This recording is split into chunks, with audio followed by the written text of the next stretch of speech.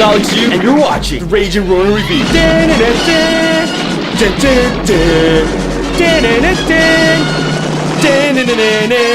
Last weekend I saw the A-Team. Before I begin this review, I want to mention that I'm a big fan of the 80s TV show. I remember watching it when I was a kid, and the story is about these 4 ex-military guys that help people in need. And the people in need are always this family that get bullied by thugs, or some evil corporation that wants to tear down their home, because they want to build condominiums at that very spot where their home is. And usually the family ends up having a hot daughter that the character Faceman ends up falling for. The highlight of the show was that they always go into some bunker or barn, and then some music starts, and then there's this montage of them putting something together using blueprints that the character Hannibal pulled out of his ass. And then they'd start putting a plan together. In this montage, you always see the character B.A. Baracus welding something, and then sparks go flying everywhere. That was pure entertainment for TV back in the 80s. Now fast forward to now, you gotta update the movie for the times. Instead of ex-military during the Vietnam War, our A-Team are now ex-US Army Rangers who served in Iraq. I gotta say that this movie is perfectly casted. You got Bradley Cooper as Faceman, Liam Neeson as Hannibal, Quentin Rampage Jackson as B.A. Baracus, and Sharlto Copley as Howling Mad Murdock. This is one of the most perfect castings put together for a movie. All the portrayals of the original characters were pretty much spot on. All the personalities were captured perfectly. You have Faceman with his charming, womanizing good looks, and Hannibal, the calm leader that'll sacrifice himself before he sees his own team fall. B.A. Baracus, who loves his van and is the bronze of the team. And of course, Howling Mad Murdock, the A-Team member that is not only crazy, but also one hell of a damn good chopper pilot. Other cast members include Patrick Wilson and Jessica Biel. I got no complaints about Patrick Wilson. We got a decent performance from him, but there's something about casting a hot actress that is always distracting. Jessica Biel looks great in a business suit, but that's it. I'm not saying that she was terrible in the movie. She just didn't really do anything for me. I always like Jessica Biel. She's nice to look at, but there's nothing outstanding about her when I see her in movies. Anyways, this movie is very male driven. With regards to the story, I won't go into it that much, but I'll say that it is indeed a 2-hour A-Team episode with a big budget. What I like about it though is that we get to know who the characters are before they came together as the Alpha Unit, aka the A-Team. It is really cool how we got to see them come together. After that, the story is pretty much standard action fare. In fact, I found that the story was very similar to Mission Impossible 3, which is not bad. Don't get me wrong, I really enjoyed MI3, but the reason why I'm comparing them is because both movies are broken up into 4 similar acts, with the first act being the introduction of the team, the second act being taken on the assigned mission, the third act being the revelation and discovery, and the fourth act being how they finally deal with it. Now let's go into the action. This movie is action-packed, a little bit over the top. Now I don't think I'm spoiling anything when I say that Bradley Cooper joins the Mile High Club of shooting down planes from a tank, because that scene is actually shown in the trailers. When I first saw the scene, I was thinking to myself, no way, that is ridiculous. But when I saw it in the movie, it actually works. I mean, it is absolutely insane. But from the very beginning of that scene to the actual action set piece to the part where the tank finally hits the ground is actually very satisfying and crowd pleasing. The movie is filled with so many outrageous stunts, but they are so perfectly executed that not once do you think to yourself that this is getting a little bit over the top. And this is the tone that is set for the movie. Yes, it is over the top, but you let it slide because you're having so much fun. Speaking of which, one thing that you notice throughout the movie is that the pacing is perfect. I found that there was not a single moment where I wanted to look at my watch to check the time. The movie just moved along with ease. Between action scenes, the rest of the scenes are a good mix of humor, development, and even tension. There really aren't any long drawn moments of exposition. The movie just kept moving along smoothly, which is great on director Joe Carnahan's part. I think Joe Carnahan is a very solid action director. While Smokin' Aces was flawed, he stages really elaborate action set pieces which are fresh, imaginative, and very entertaining. Although there were some scenes where I felt that he could have made it a little more cohesive by having some more wide shots during some action sequences, the action is still very engaging. Also, I gotta give Joe Carnahan mad props for having this movie really well balanced even though there are 4 main characters. When you have a cast of 4, it is hard to decide who to keep the movie's focus on, and usually the case is to keep the focus on the leader of the team. That would be the case in X-Men, where the entire trilogy focused on Wolverine. In A-Team, Hannibal and Faceman got most of the screen time, due to the fact that Liam Neeson plays the role of a leader really well, and Bradley Cooper truly does possess the quality of a leading man. But Joe Carnahan manages to stage a really fine balancing act between the team of 4 by giving Howling Mad Murdock and B.A. Baracus their redeeming moments to shine on the screen. Bottom line, I give this movie a 7.5 out of 10. This is what summer popcorn movies is all about, and Joe Carnahan really captures the essence of what makes a blockbuster fun. We got a decent story with some exciting action backed up by a solid cast. Definitely watch it in the theaters and stay past the end credits to see a tribute paid to the original 80s TV show. This is Alex Yu, and you've been watching the Ragin Ronin review. Peace.